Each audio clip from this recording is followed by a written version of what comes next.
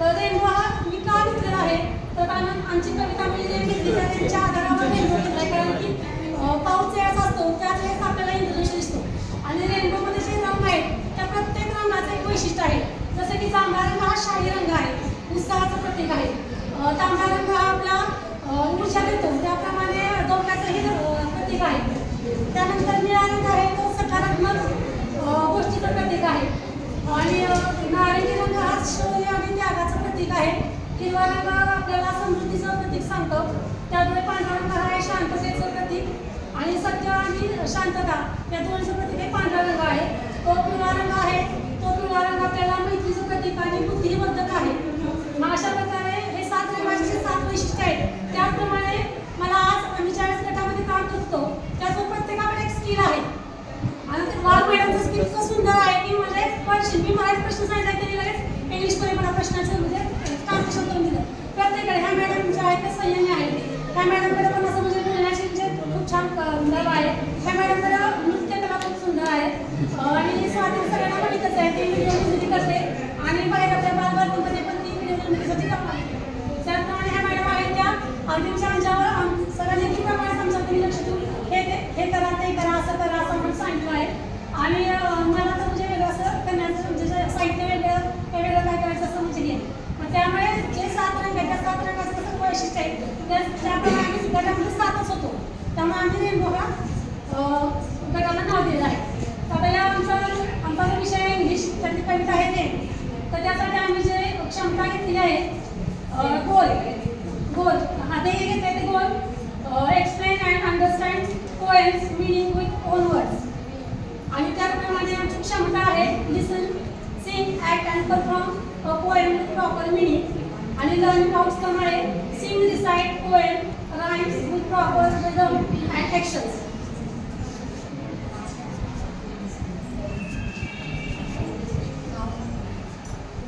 नमस्कार, माझं नाव स्वाती हनुमंत जाधव, जिल्हा परिषद शाळा काटकरवाडी.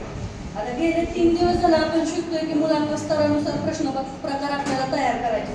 आता इथं 2 स्तर आपण केले, निम्न स्तर आणि उच्च स्तर म्हणजे LOTs आणि HOTs. लोअर थिंकिंग ऑर्डरचे काही प्रश्न प्रकार आणि अप्पर थिंकिंग हायर थिंकिंग ऑर्डरचे हे काय प्रश्न प्रकार.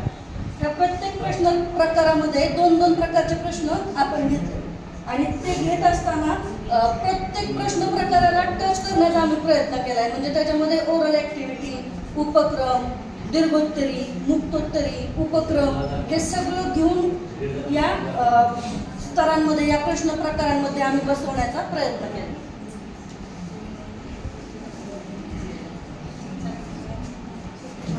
नमस्कार, मी मनीषा बाजीराव वावले, माझी शाळा जिल्हा परिषद प्राथमिक शाळा खाजगी.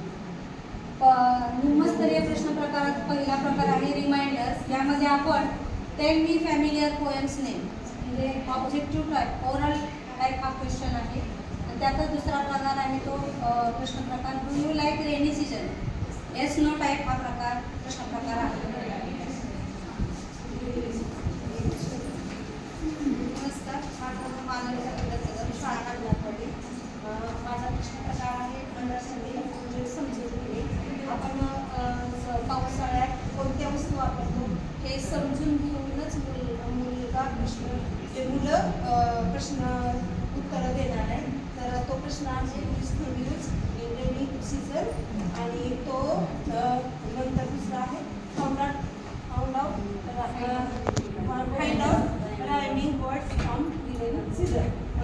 पोएम म्हणजे तो ओरल थिंकिंगचा प्रश्न येतो. अशा प्रकारे तो प्रश्नाचे प्रकार दिले.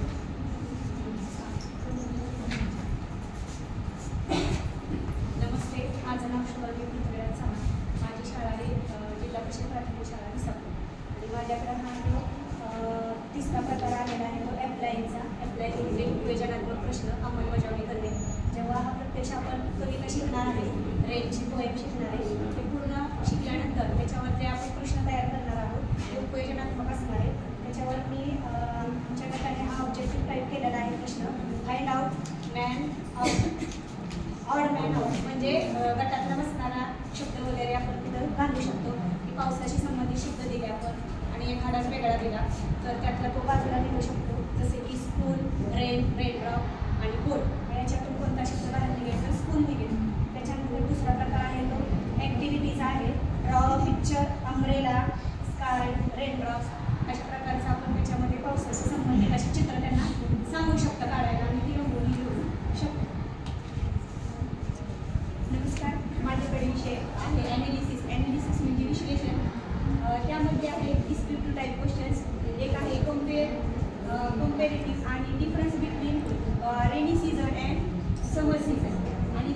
क्वेश्चन प्रकार आहे तो पण आहे दीर्घोत्तरी प्रश्न.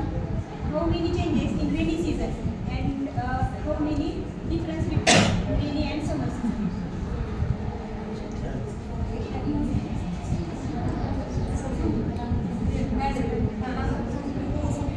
पुढचा प्रकार आहे इव्हॉल्युशन. इव्हॉल्युशन मीन्स मूल्यमापन.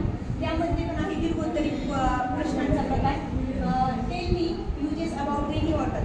रेनी वॉटरचे आपल्याला युजेस तिथे मुलांनी डिस्क्रिप्टिव्ह टाईप क्वेश्चनमध्ये सांगायचे आहे. दुसरा क्वेश्चन पेपर आहे recite poem with rhythm and with action. नमस्कार, माझे नाव अनिता हनुमंत जगताप, जिल्हा परिषद प्राथमिक शाळा गारवडे. माझ्याकडे क्रिएटिव्हिटी आलेली आहे. क्रिएटिव्हिटी माणूस जन्मापासून अगदी त्याच्या शेवटच्या क्षणापर्यंत काहीतरी नवीन करतच असतो. त्यामुळे मुलांसाठी ही ॲक्टिव्हिटी खूप महत्त्वाची आहे. या अंतर्गत आपण माइंड मॅप तयार करायला मुलांना देऊ शकतो. त्याचप्रमाणे माउंटेन, वर्ड माउंटेन अशा प्रकारे त्यांना देऊ शकतो. आमच्या या गटामध्ये सहभागी शिक्षक रुपाली मधुकर सुतार, मनीषा बाजीराव वावरे, सीमा बाळासाहेब वाघ, शुभांगी पृथ्वीराज चव्हाण, मालन जालिंदर कदम, अनिता हनुमंत जगताप आणि शेवटी मी स्वाती हनुमंत जाधव.